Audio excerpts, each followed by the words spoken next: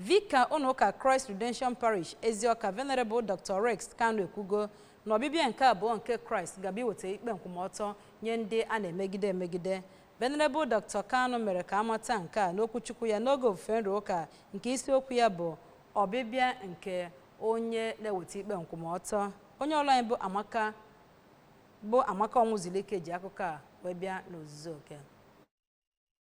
Kanu onye nke siri na ihe na-eme n'ụwa n'oge ugbu a kwesịrị ka a na-enwe ikpe nkwụmọtọ, kpọrọ ndị na-ahụ maka ngalaba ikpe dị iche iche ka ha na-ebi ndụ akwụmọtọ iji wee hụ na ndị mmadụ na-enwere onwe ha mgbe ekpere ikpe dị otu ahụ. N'otu aka ahụ, na Annunciation Parish dị n'Awka ka onye ụkọchukwu bụ Reverend Father Jimin Cornelius gbara ndị ụka ume ka ha gbaa onwe ha gburugburu na ihe nke Chineke, n'ihi na mgbe ha na-ebi ụdị ndụ a na a ga-enwe ụwa nke ga-abụ ebe obibi. Na ụlọ ụka Christ Holy Church International nke dị n'Awka ka Venerable David Achukwu sịrị na ilekwasị anya n'ihe na-eme n'ụwa n'oge ugbu a na-ekwesịrị ka onye ọbụla tụkwasị Chineke obi ma nwee nchekwube n'ime ya, n'ihi na ọ bụ Chukwu ga-enye ha ụsa ma ntọrapụ n'ihe iju anya niile nke dị n'ụzọ ha. Ekpere ekpere dị iche iche maka udo na ibutute ọnụ ihe isi ike dị n'ụwa n'oge ugbu a, ebe onyinye pụrụ iche bụzi ihe pụtara ihe na ya bụ ụka na aja misa a chụrụ taa. Abụ m Chinelo Onwuzulike maka